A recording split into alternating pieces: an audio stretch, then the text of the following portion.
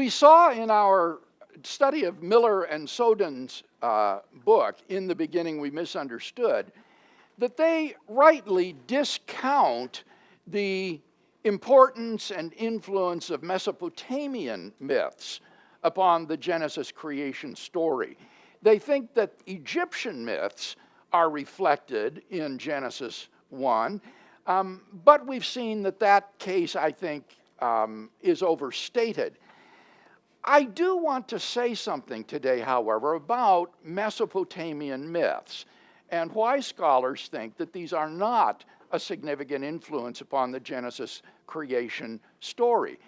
I think this is important not only for the sake of completeness, but also because one does frequently still find, especially on the popular level, people saying that Genesis 1 is borrowing from ancient Babylonian myths of creation, particularly the myth called the Enuma Elish.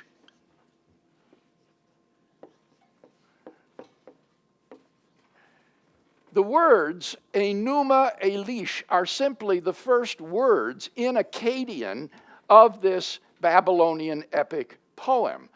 And this has been referred to in the past as the Babylonian Genesis because of its creation account. The story, or the poem, tells of the god Marduk, who becomes ascendant over the other gods, the head of the Babylonian pantheon, by defeating and destroying the goddess Tiamat, who is sometimes portrayed in the myth as a goddess or woman, other times apparently as a dragon. Let me just read to you the opening lines of the Enuma Elish. When skies above were not yet named, nor earth below pronounced by name, Apsu, the first one, their begetter and maker Tiamat, who bore them all, had mixed their waters together, but had not formed pastures nor discovered reed beds, when yet no gods were manifest, no names pronounced, nor destinies decreed. Then gods were born within them. Lamu and Lahamu emerged, their names pronounced. Now here it describes this primordial condition in which the goddess Tiamat and the god Apsu mingled their waters together, which is probably a metaphor for sexual relations, because Tiamat then, as a result of this commingling with Apsu, gives birth to the gods that are named in the epic. And the story then tells of how the god Marduk battles against Tiamat, kills her, and then creates the world out of her carcass. Now, as I say, most scholars today, in contrast to past generations, would say that Genesis 1 does not exhibit the influence of this myth. But you will find on occasion scholars who assert the contrary. For example, Peter Enns, in his book, The Evolution of Adam, published as recently as 2012, says that there are quite a number of commonly agreed upon similarities, in his words, between Genesis 1 and the Babylonian epic. A similar position is taken by the biblical scholar Kenton Sparks in the book Genesis, History, Fiction, or Neither, ? Published in 2015. So even in recent years, there are still some scholars who are claiming that Genesis 1 bears significant similarity to the Enuma Elish. Here is the list of 7 similarities that Peter Enns gives. I'd like to go through these with you this morning. Number 1, he asserts that in both accounts, matter exists independently of the divine spirit. Matter exists independently of the divine spirit. Secondly, in both accounts, darkness precedes creation. Darkness precedes creation. Thirdly, in the Genesis narrative, the Hebrew word tehom, which is the Hebrew word for deep, is linguistically related, he says, to the Babylonian word Tiamat. So Tehom and Tiamat are linguistically related, and this is the name of the goddess who symbolizes primordial chaos. Fourth similarity is that in both, light exists before the creation of the sun, moon, and stars. Light exists before the creation of the sun, moon, and stars. Number 5, in the Enuma Elish, Marduk fillets the body of the slain Tiamat to form a barrier to hold back the waters above from escaping. He divides her body in two, and with one half of the carcass, he creates a sort of canopy or skin to keep back the waters above.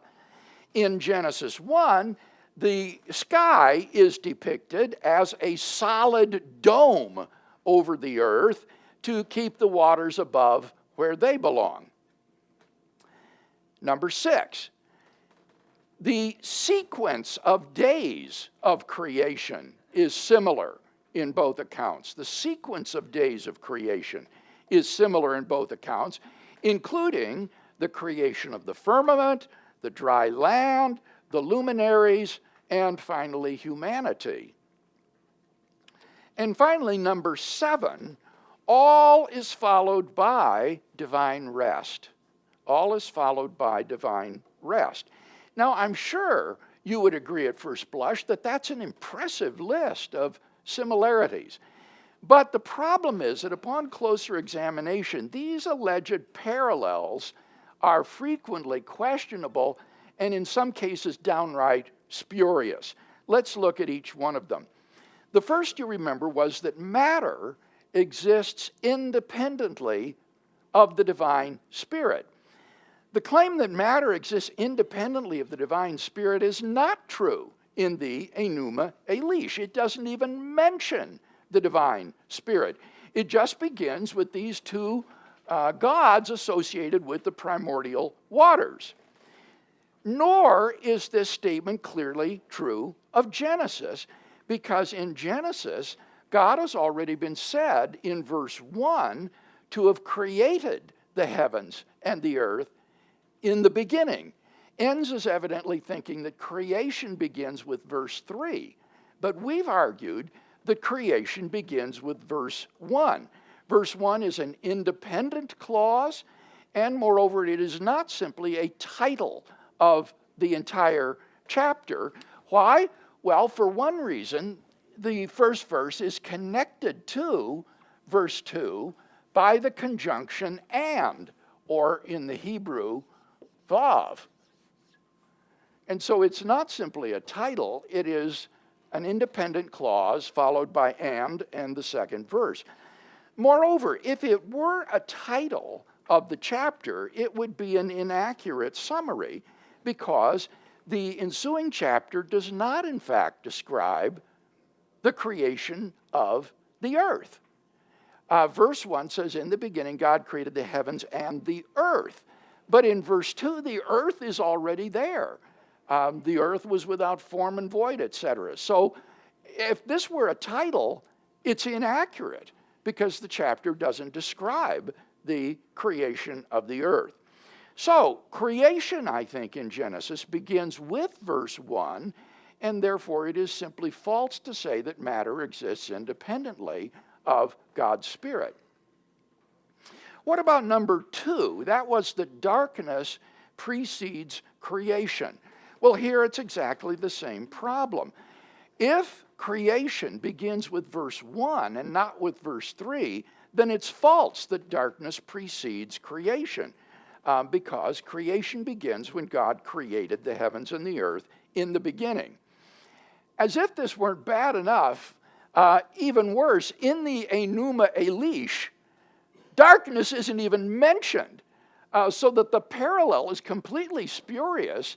The Enuma Elish says nothing about darkness existing in the beginning. Number 3 is that the Hebrew word tehom, or the deep, is linguistically related to Tiamat. Now, this is very misleadingly stated. Tiamat and Tehom are underived from each other. You cannot show that the word Tehom is derived from the Akkadian word Tiamat. Rather, since Akkadian and Hebrew are both Semitic languages, both of these words independently go back to a Semitic root word. So yes, they're linguistically related, that's true, but they're not linguistically related in the sense of being derived from one another. They are independent from this earlier Semitic word. Moreover, the deep is completely different in the Genesis account than the waters in the Enuma Elish. We already saw this point in our study of Egyptian myths. What is described in Genesis is an earthly ocean. It's an ocean on the face of the earth. Whereas in the Enuma Elish, what we have is a sort of primordial divine substance associated with this god and goddess. And this is prior to the earth's existence, and something then that gives birth to the other gods. So it's quite different than what you have in Genesis. Number 4, light exists before the creation of the sun, moon, and stars. Light exists before the creation of the sun, moon, and stars. This would be such a novel feature, I think, of the narrative, that would be impressive as a parallel if that were true. But in fact, in the Enuma Elish, Marduk does not create light before he creates the sun, moon, and stars. Now, what is true is that the primordial events in the Enuma Elish don't take place in the dark. That's true. But neither do they take place in the earthly realm. In contrast to Genesis, which describes the earthly realm, the Enuma Elish begins with the description of the divine realm, the realm of the gods. And it's true, though they're not walking around in the dark in the realm of the gods. There you have day and night in their realm, but this is not a description of the earthly realm, and therefore it's simply of no relevance to when light comes to exist on earth. What about number 5, that Marduk fillets the body of the slain Tiamat to form a barrier to keep the waters above from escaping, while Genesis depicts the sky as a solid dome to keep the waters where they belong? This is actually a point of contrast between the two narratives. In the one, you have this dissected corpse which is stretched out over the sky, whereas in Genesis you have a firmament in which the stars and the sun and the moon are placed. This is completely different. And this is wholly apart from the fact that Genesis does not portray the firmament as a solid dome. That is reading between the lines. It's not in Genesis. What about number 6? The sequence of the days of creation is similar. Again, this claim is mistaken because there is no sequence of days of creation in the Enuma Elish. There's no sequence of days of creation at all. As for the order of the events, in the Enuma Elish, Marduk first creates the heavens by stretching out Tiamat's skin to keep back the waters. Then he creates the abodes for the various gods. Then he creates the constellations, and then the moon, which was so important for Babylonian astronomy and timekeeping. And then he creates the clouds and rainstorms. Then he creates the Euphrates and Tigris rivers, and then the mountains and the springs. Then he creates what's called the Great Cosmic Bond, whatever that is, and the supports for the heavens, and then he's done. The creation of men as slaves for the god is a later incident related after the story of Babylon's creation. So this is scarcely similar to the sequence of events in Genesis 1. I think you'd agree.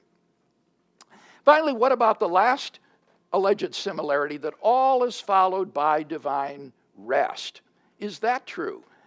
No, it's not true. Marduk does not rest after these works are done. Instead, it says he attaches guide ropes and hands these over to the god Ea while he goes to the god Anu.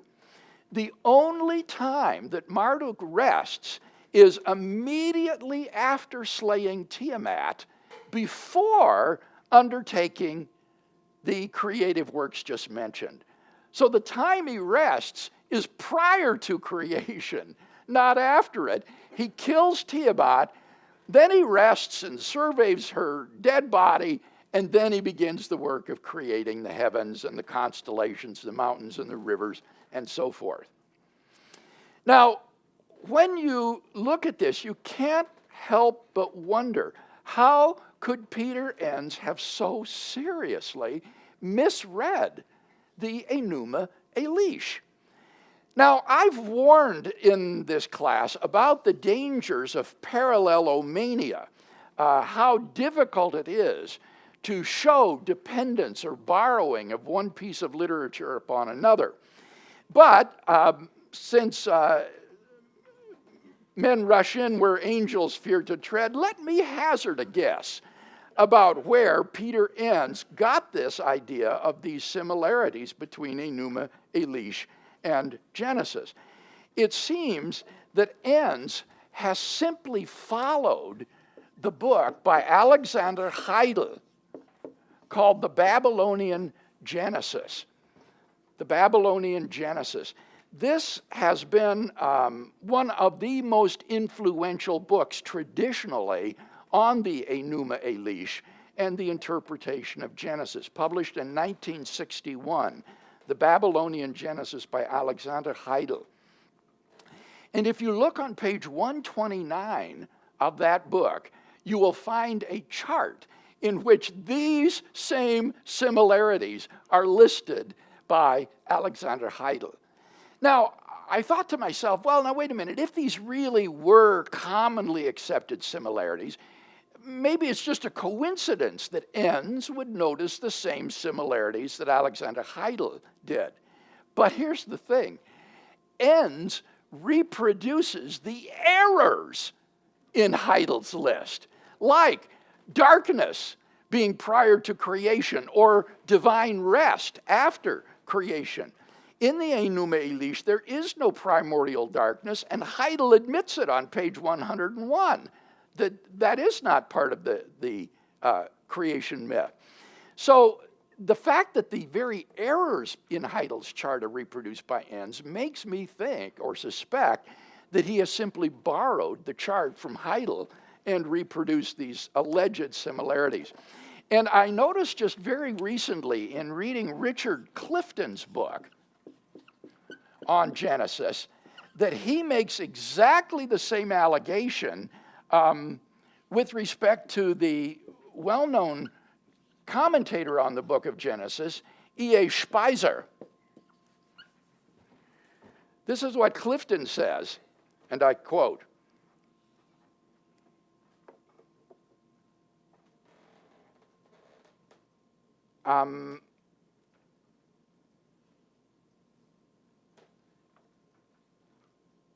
here it is.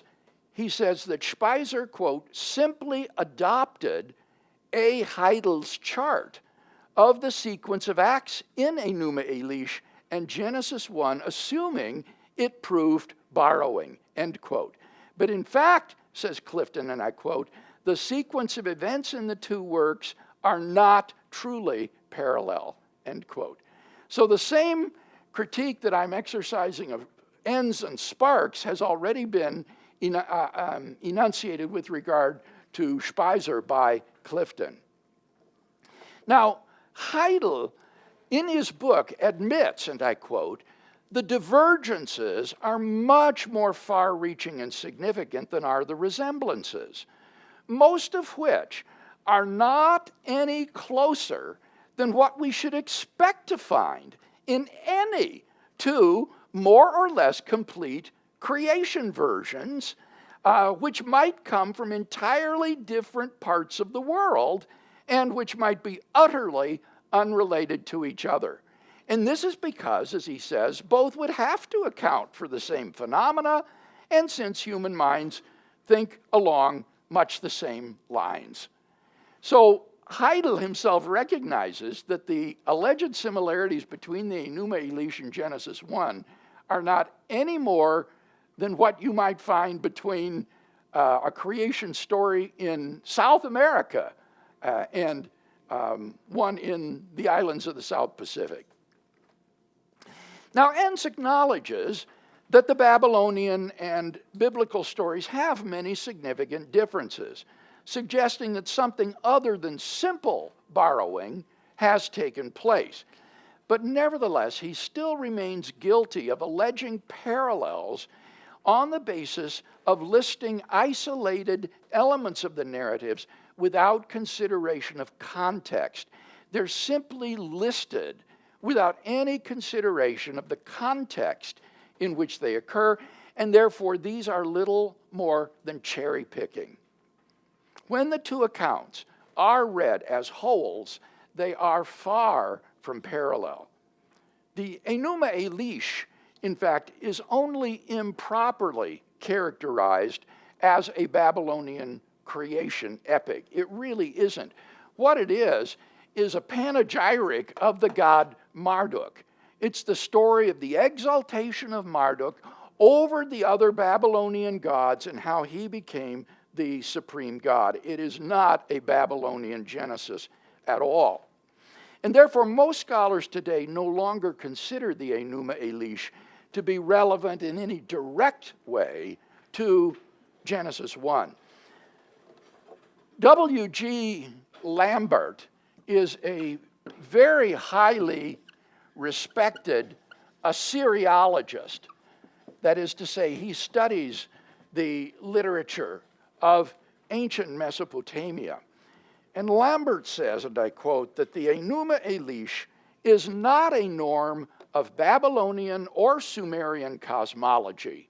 It is a sectarian and aberrant combination of mythological threads woven into an unparalleled compositum. In my opinion, he said, it is not earlier than 1100 BC. The various traditions it draws upon are often perverted to such an extent that conclusions based on this text alone are suspect. It can only be used safely in the whole context of ancient Mesopotamian mythology. End quote. Any discussion of the relevance of the Enuma Elish to the creation story? Jim? You said that it's not the Babylonian Genesis, but rather it is what regarding the I said the gods? it's a panegyric for Marduk.